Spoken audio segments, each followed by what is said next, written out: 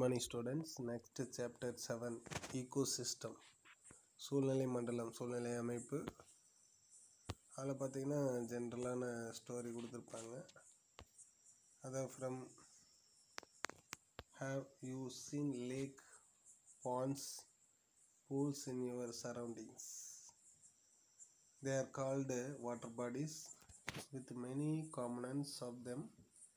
Can you list out the things which are found in water bodies?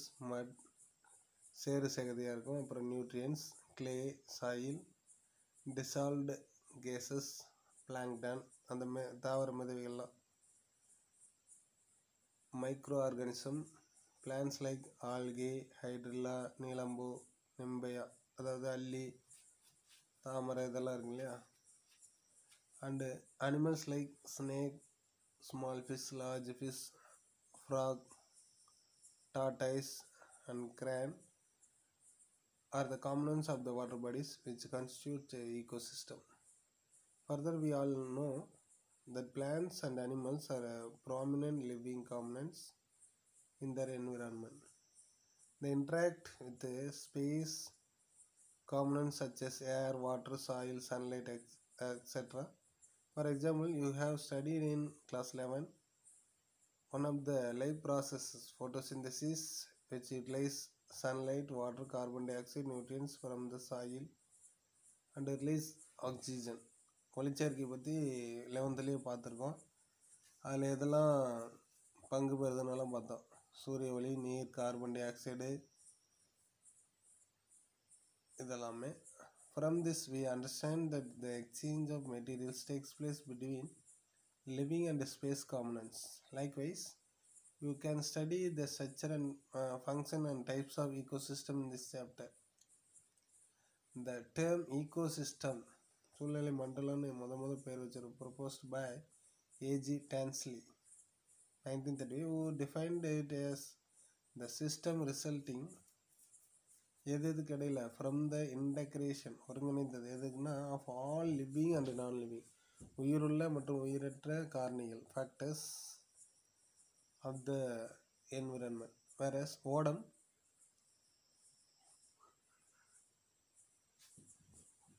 in 1962 defined ecosystem as the structural and functional unit of ecology. அப்படின்னு யார் சொன்னது? ஓடம். Next structure of the ecosystem. எது சொன்னோம்? உயிருள்ள காரணி, உயிரற்ற காரணின்னு. First உயிரற்ற காரணி, abiotic or non-living components. It includes climatic factor, air, water, sunlight, rainfall, temperature and humidity. Edaphic factor பார்த்தீங்கன்னா soil, air, soil water and pH of the soil. Topography என்னன்னா latitude and altitude, கடல் மட்டத்துக்கு மேலே பூமித்த ரேகை அப்படின்னு சொல்லுவோம் இல்லையா, அதாவது arctic to antarctic. Organics components என்னென்னா carbohydrate, protein, lipids and humic substances. And inorganic substances எதுனா CHON and P. Abiotic components play vital role in any ecosystem, and hence the total inorganic substances present in the any ecosystem at a given time is called நிலையான standing quality or standing stage. Biotic, உயிருள்ள காரணிகள்னு பார்த்தா living components. It includes all living, உயிருள்ள காரணிகள், organisms like plants, animals, fungi and bacteria. They form the trophic structures of any ecosystem. On the basis of nutritional relationship, trophic level of an ecosystem have two components. ஒன்று தன்னைத்தானே உணவு தயாரித்துக்கொள்வது, autotrophic components. இன்னொன்று depending on others, heterotrophic components. தன்னைத்தானே இப்போ இது பண்ணிக்கிறது யாருன்னா only எது மட்டும், பசும் தாவரங்கள் மட்டும்தான், அது autotrophic components. Autotrophs are the organisms which can manufacture the organic compounds from simple organic compounds through a process called photosynthesis, ஒளிச்சேர்க்கையின் மூலம். எது அப்படின்னா இந்த most of the ecosystem green plants, பசுந்தாவர்கள் மட்டும்தான். They are autotrophs, they are called producers, உற்பத்தியாளர்கள் அப்படின்னா யார் மட்டும்தான், தாவரங்கள் மட்டும்தான். அதுக்கடுத்து heterotrophic components, this organism which consume the producers are called consumer, நுகர்வோர்கள்னு சொல்லுவோம். உற்பத்தியாளர்களை நேரடியாக சார்ந்திருப்பவர்கள் யார், நுகர்வோர்கள். And can be recognised into macro and micro consumers. Macro கன்சியூமருங்கிறது யாருன்னு பார்த்தா அதிக அளவில் ரெஃபர்ஸ் டு தாவர உண்ணிகள், ஹெர்பியோஸ், கார்னிவஸ் ஊன் உண்ணிகள், ஆம்னிவஸ்னால் அனைத்து உண்ணிகளும், மனிதன், காகம், இதெல்லாம் பார்த்திங்கன்னா எல்லாத்தையுமே சாப்பிட்றது.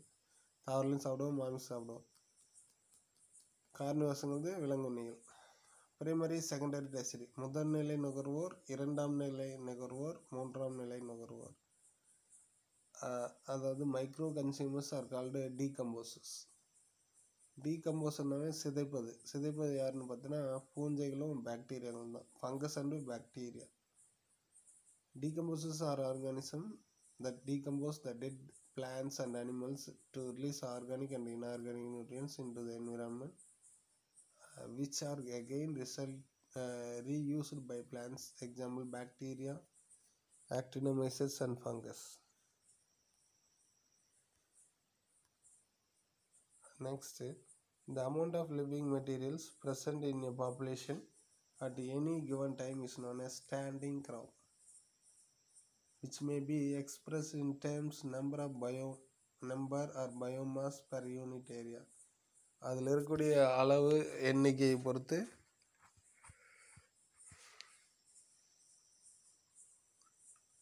சொல்கிறதுக்கு பேர் என்ன, standing crop. Biomass can be measured as fresh weight or dry weight or carbon weight of the organism. எதை வச்சு மெஷர் பண்ணுறாங்கன்னா அதோட உயிர் எடை, இல்லைன்னா காஞ்சு போன, இல்லைன்னா அதோட கார்பன் அளவு பொறுத்து அதோட பயோமாஸ் இருக்கும். Biotic components are essential to construct the food chain, உணவு சங்கிலி, ஃபுட் வெப், உணவு வலை, சூழ்நிலை பிரமிடுகள், ecological pyramids. Functions of ecosystem, என்ன ஃபங்க்ஷன், அதோட பணி என்ன, சூழ்நிலை மண்டலத்தோட பணி. இந்த ecosystem include creation of energy, creation, sharing of energy and cycling of material between the living and non-living components of an ecosystem. Before study the productivity in any ecosystem, we should understand the essential role of sunlight used by producers of the first tropic level. The quantity of sunlight is directly proportional to the production of energy by plants. இது நம்ம 11th படிச்சிருக்கோம். ஃபோட்டோசிந்தட்டிக்லி active radiation, அதாவது ஒளிச்சேர்க்கைக்கு தேவையான அலைநீளம். இந்த amount of light available for photosynthesis of plants called photosynthetically active radiation bar, which from the nanometer எவ்வளோ 1 mark 400 to 700 nanometer in wavelength. In the essential for photosynthesis and plant growth, bar is not always constant because of cloudனால, tree sap நிழல்னால, air, dust particles, seasons, latitude and length of the day light availabilityனால, ஒளியினோட அளவுனால எல்லாம் வேறுபடலாம். Generally plants observe more blue and red light. எது மட்டும்தான் அதிகமாக எடுத்துக்கும், blue and red light for efficient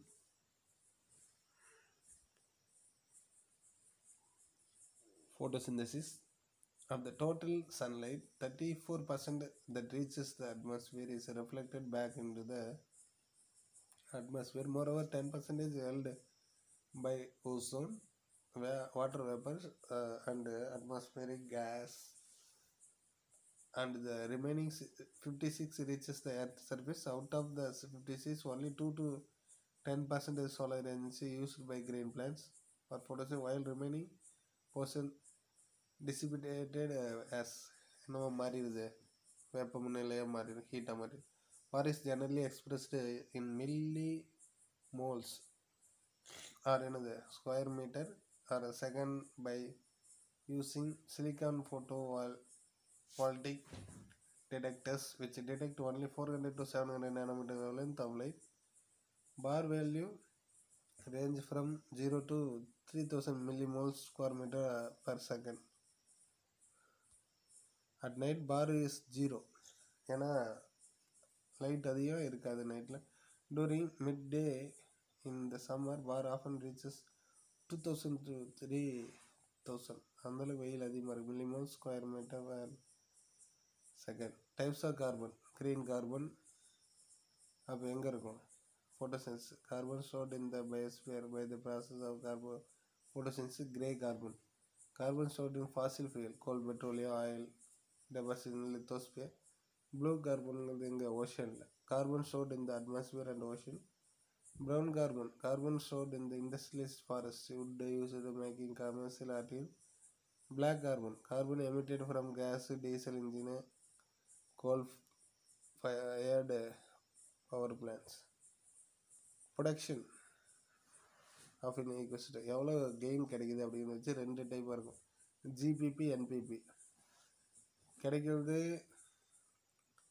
வச்சு நம்ம எப்படி calculate பண்ணுறேன்ட்டு மொத்தம் 3 டைப்ஸ் இருக்குது. அதாவது the rate of the biomass production per unit area.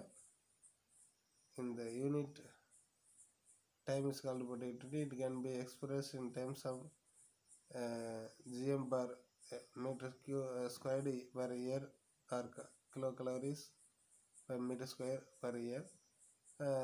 It is classified as given below: primary productivity, secondary productivity, community productivity. Primary அதில் பார்த்திங்கன்னா the chemical energy or organic matter generated by autotrophs during the process of photosynthesis and chemosynthesis is called photosynthesis, chemosynthesis combine பண்ண என்னது primary productivity. It is the source of energy for all organisms from bacteria to human. First அதில் cross primary productivity. The total amount of food, energy or organic matter or biomass produced in an ecosystem by autotrophs through the process of photosynthesis is called GPP, cross primary productivity. அடுத்து பார்த்திங்கன்னா net total, the proportion of energy which remains after respiration loss in the plant is called net primary productivity. It is also called as apparent photosynthesis. Thus the difference between GPP and respiration is known as NPP. ஏன்னா respiration loss ஆகிறது minus பண்ணிட்டோம்னா என்ன கிடைக்கும்? NPP. அதான் என்னென்னா NPP equal to எவ்வளோ gross primary ப்ரொடக்டிவிட்டியோட ரெஸ்பிரேஷனில் லாஸ் ஆகிறது மைனஸ் பண்ணோம்னா நமக்கு என்ன கிடைக்கும்? NPP is of whole biosphere is estimated to be about 17 billion tons derived per year, out of which NPP of ocean producer is only 55 billion tons per year in unit time. Secondary productivity, the amount of energy stored in the tissue or heterotrophs or enzymes is called secondary. அதில் என்னென்னா cross secondary productivity. It's equivalent to the total amount of plant material is integrated by the herbivores. அப்போ minus the material lost spaces தான் என்னது gross secondary. அப்போ net, அப்போ storage of energy or biomass by consumer per unit area per unit time. அதுக்கப்புறம் எதை loss after respirate loss called net secondary productivity.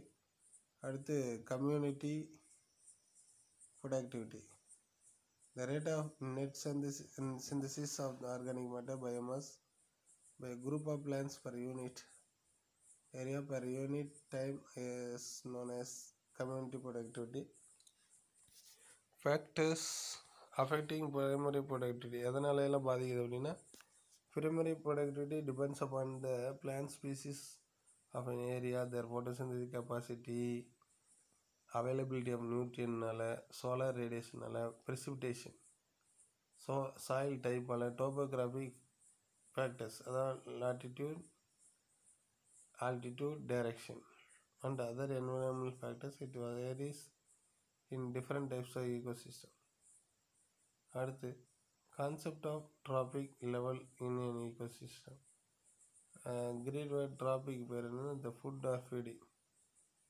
A trophic level refers to the position of an organism in the food chain. Number of trophic levels is equal to the number of sets in the food chain.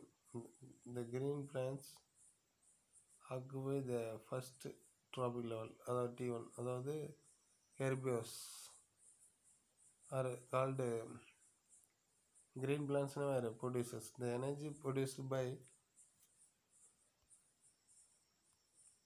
the producers it utilized by the plant eaters herbivores. அவங்களுக்கு என்ன பேர்னா primary consumer. அவங்களுக்கு என்னென்னா T2 level, trophic level 2 occupy the second trophic level. Herbivores are eaten by carnivores which occupy the third trophic level. They are called secondary consumer or primary carnivores. Carnivores are eaten by the other carnivores that occupy the fourth tropical level. They are called tertiary consumer. சொல்லும்போது tertiary, carnivore சொல்லும்போது secondary carnivores. Some organisms which eat both plants and animals are called omnivorous. யாரெல்லாம் such organisms may occupy more than one tropic level in the food chain. அடுத்து energy flow. எப்படி energy ஃப்ளோனா only one direction, uni direction, not return. அதை சொல்லுவோம். ஆற்றல் எப்பவுமே ஒரே பக்கம்தான் போகும். அப்போ இந்த transfer of energy in an ecosystem between tropic level can be termed as energy flow. It is the key function in an ecosystem. Part of the energy obtained from the sun by producing is transferred to consumers and decomposes through each tropic level. While some amount of energy is dissipated in the form of heat. Energy flow is always unidirectional in ecosystem. ஒரே பக்கமாக தான் போகும்.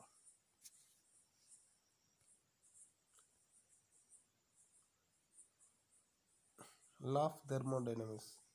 வெப்ப இயக்கவியல் விதிகள். The storage of and loss of energy in the ecosystem is based on two basic laws of thermodynamics. First law of வெப்ப இயக்கவியல் எதுன்னா ஆற்றலை அழிக்க முடியும். ஆனால் ஒரு வகை ஆற்றல் மற்றொரு வகை ஆற்றலாக என்ன பண்ண முடியாது, மாற்ற முடியாது. It says that energy can be transferred from one system to another in various form. Energy cannot be destroyed or created. ஆற்றலை அழிக்க முடியாது, ஆனால் it can be transferred from one ஃபார்ம்லேருந்து ஒரு நிலையிலேருந்து இன்னொரு நிலைக்கு மாறும் to another. As a result, the quantity of energy present in the universe is constant, நிலையானது. Example, in photosynthesis, the product of starch chemical energy is formed by the combination of reactant chlorophyll, water molecule, CO2. The energy stored in starch is acquired from the external source, light energy, and so there is no gain or loss in total energy. Here light energy is converted into chemical energy. And the equation தான் நம்ம தெரியும், photosynthesis. Second law of thermodynamics, it says that energy transformation result in the reduction of the free energy of the system. Usually energy transformation cannot be 100% efficient. As energy is transferred from one organism to another in the form of food, a portion of it is stored as energy in living tissue, whereas a large part of the energy is dissipated as heat through respiration. The transfer of energy is irreversible natural process. Example, 10% law. யாருன்னா லின்மேன். 10% ஒவ்வொரு ஆற்றல் மட்டத்தில் 10% குறைஞ்சிட்டே வரும். அதான் 10% law.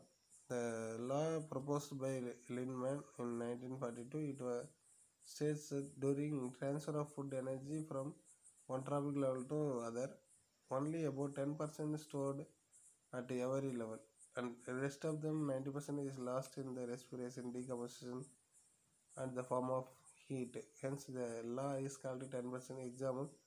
It's shown that the 100,000 joules of the solar energy trapped by producer, 100 joules of energy is stored by the chemical energy through